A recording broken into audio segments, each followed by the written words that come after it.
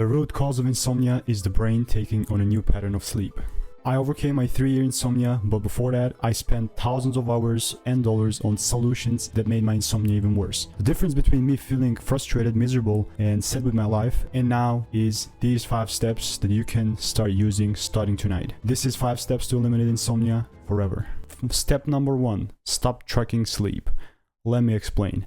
This is a big one. Why do you want to put unnecessary pressure on yourself? The bane of my existence was insomnia. Would have given anything in this world to sleep well again. Just observing the people in my life and how they were all normal, but here was I with all these sleep problems in the back of my mind. Relax. Millions of people are exactly like you. You're okay. You're alright. You just weren't psychologically prepared for this. You have to understand this. I have been there many times. Miserable, frustrated. Why am I in battle with my freaking mind every single night when I'm supposed to be asleep, you know? It is tough. And I want you to understand this, that pretty much tracking something you have no control over is a recipe for disaster. Because since you can't control sleep, why would you track it?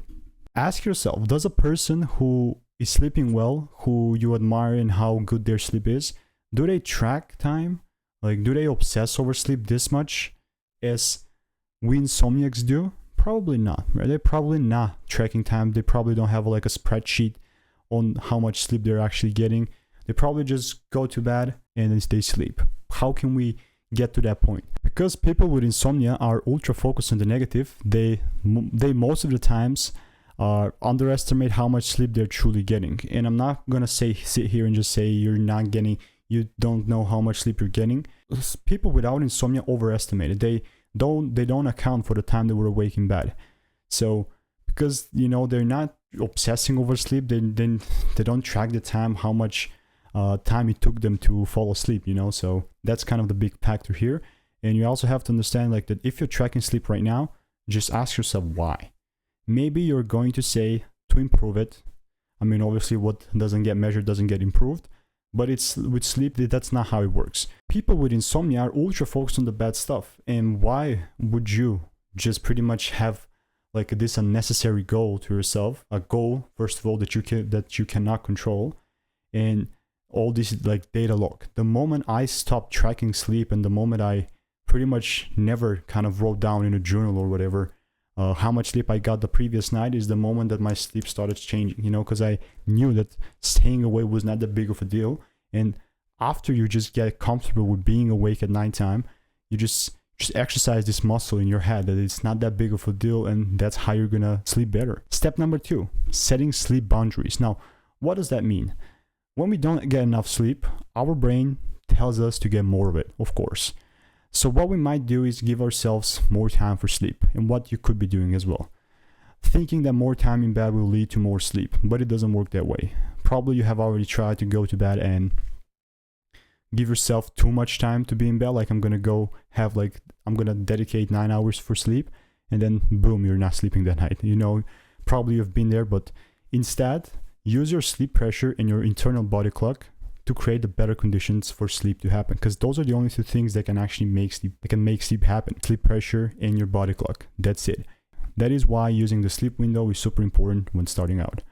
It checks both boxes with sleep pressure and body clock. So sleep pressure is simply how sleepy you feel, and the body clock is your circadian rhythm. Pretty much it tells cues to the body when it's time to sleep, when it's time to be awake. So what are we gonna do here? Okay, what about all this information? Why is it useful? What you're gonna do is you're gonna pick up a wake up time. This is super important, because if you're not, like right now, you're in a situation where it's bad probably. If you don't change a few things, you're expecting a change. But the first thing that I want you to do is obviously stop tracking sleep. But second thing is to pick a time that you're gonna just start waking up at it. You're just gonna pick a time. You're just gonna stick to it. Like, it doesn't matter like what time it is gonna be. But since like now I'm gonna talk about sleep window, it's pretty much the wake up time and the earliest bedtime. So that wake up time is going to be probably like, let's say for quick maths, 6 a.m. Okay, I've picked my time. Like, just think of a number in your brain. And second thing is going to be earliest bedtime. For people who are struggling with insomnia, I would definitely suggest 6-hour sleep window. Don't make it less than 5. Like if you're getting less than 6 hours of sleep, make it 6 hours, you know. So your earliest bedtime, if you subtract 6 hours, you're gonna have 12. So 12 to 6 a.m. that is your sleep window. So now what with that time? You're gonna respect your sleep window and you're gonna keep waking up at the same exact time every single day, but you're only gonna go to bed when sleepy, which is going to be the next step. Step 3. You're not gonna go to bed if you're not sleepy.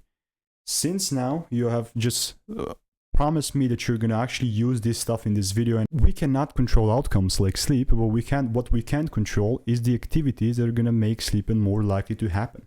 And what's that? Sticking at the same time, then your body is gonna, obviously you're gonna give it time, because here we're pretty much attacking. So for example, if you had sleep issues for 1 to 5 years or maybe even 20 years, sometimes insomnia starts just because you started problem solving for no reason whatsoever. Like, you know, you had a bad night or a couple of them and now you start problem solving.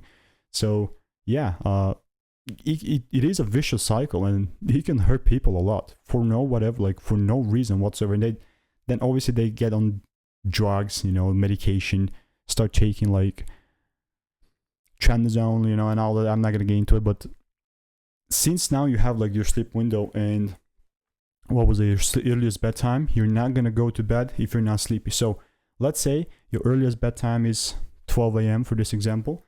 You're not gonna go to bed if 12 a.m. rolls around.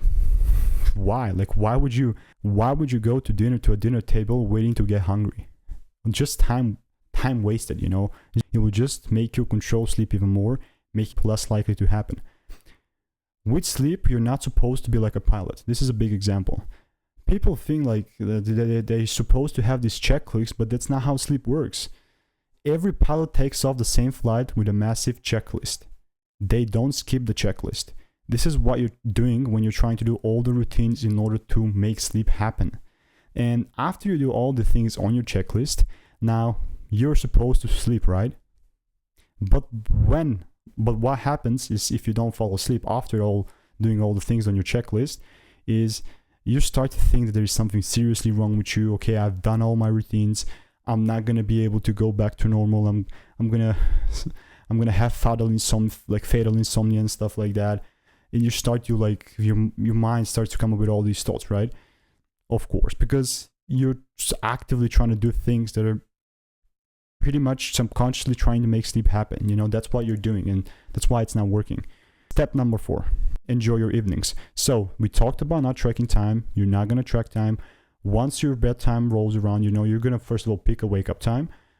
I think you already have done it. You know, you have a number in your head. You're going to pick that time. Second thing is, you have the earliest bedtime, just go back 6 hours. And this is not going to be forever. You know, it's going to be for some period of time, depends for the person and for the individual. But then once the bedtime rolls around, for something like this example that we have at what was it, 12 a.m., you're not going to go to bed if you're not sleepy. That's it.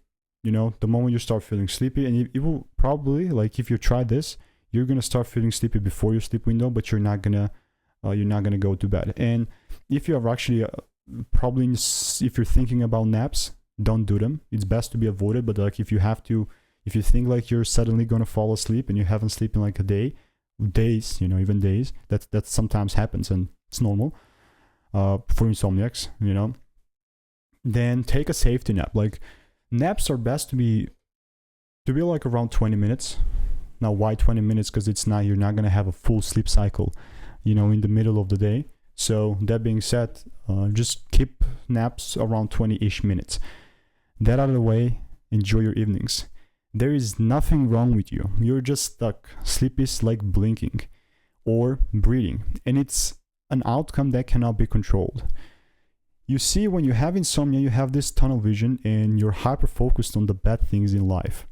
There's always this thought in the back of your head, like, why if I don't get back to normal? You know, I know how it is like to go back to normal, but what if I'm not going to be normal again? And since I've tried all these things and they have not worked, why if I don't go back to normal? You know, it's a, you know, that's your pretty much trying to problem solve. That's your mind, you know, doing its job, you know, understandable, right? Makes sense for you to think that, but it's because you have done all the activities like magnesium, I don't know, meditation, taking even like sometimes you can take, sometimes like you can even take like a medication and still not go to bed, which then really starts to suck. You really start questioning yourself. But that's pretty much just your safety mechanism, so suspending sleep. This will not go on forever. It's really not gonna like, of course, your safety mechanism is gonna suspend sleep, but it cannot suspend it forever. At some point you will fall asleep. At some point you will sleep, you know, so it's not gonna be like this ongoing thing. Sleep pressure always wins. So that's why we want to use it in our advantage, and that's why we are gonna have a wake up time and an earliest bedtime. And that being said, you're gonna have to enjoy your evenings. Like, what would you do if sleep wasn't an issue?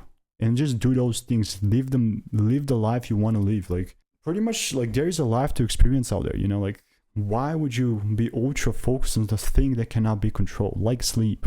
Like, I was like really taking life way too serious back then, because since I was trying to control a lot of things in my life, I thought sleep was something that I could also control. And guess what? It turned out to be a 3-year episode where I couldn't fall asleep, and then I couldn't stay asleep, and it was hell. It was days there was days that I couldn't even sleep for like 3 days in a row, you know. And then obviously sleep pressure it's gonna catch up, and it's gonna make you sleep. But you're gonna enjoy your evenings, meaning do the activities that you want to do, watch TV, whatever, you know. Blue light's a topic for another video. It's beyond the scope of this video, but I'm gonna make a video on that too. But it doesn't matter how much sleep you're getting, if you're not struggling, that is success. It's overall like, there's always happy people living outside averages. You know, there's always going to be a happy person that's sleeping a little, and there's people like that, you know. And after you start caring, you know, stop caring, like, you're just gonna, this obviously takes time, because like I said, it is pretty much, we're fighting conditioning, you know. We're fighting, for example, you have 5 years of insomnia, you're fighting 5 years of conditioning. It's just a skill that you're gonna develop with actually sticking to a bedtime routine, you know. Like, bedtime routine, I say routine, but sticking like with the wake up time. That's simply it. You have a consistent wake up time, you have like a earliest bedtime, and you're not gonna go to bed until sleepy. You're gonna stop tracking time. And what next? Like, till your bedtime rolls around, what you're gonna do is write down 1 to 5 good things that happened that day. This exercise is supposed to take like 5 minutes. You know, it's not supposed to be like 3 hours. So why is that? Because sometimes we're like ultra focused on sleep, where we don't even appreciate the good things that happen in life, you know. Meaning, someone complimented me, you know, this happened this day, you know, that type of stuff. Like, it's not supposed to be something like you're writing for like hours here, you know. It's gonna be some like 1 to 3 good things. Okay, this thing happened, why it happened, blah blah blah. That type of stuff. That's how you're enjoying your evenings. And I obviously do go watch TV with your loved ones, go out with your friends, go to a dinner party, whatever. Don't just don't try and stop living your life because you haven't slept the night prior. It's not how sleep works, because you're pretty much feeding insomnia even more. Step number 5, bad thoughts and feelings. What does that mean? Unfortunately, just as we cannot control sleep, we can't control our minds either.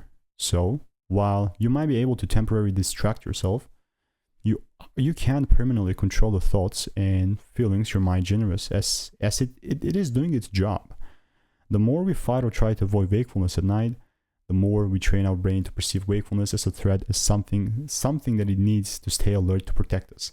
This is not the case.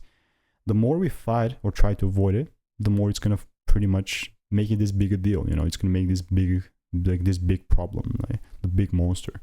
When the fear is pretty much an inch deep and a mile wide. You know, it's crazy. So what to do? You know, we'll have bad thoughts and feelings, because you're gonna have bad thoughts and feelings. They're always gonna come around.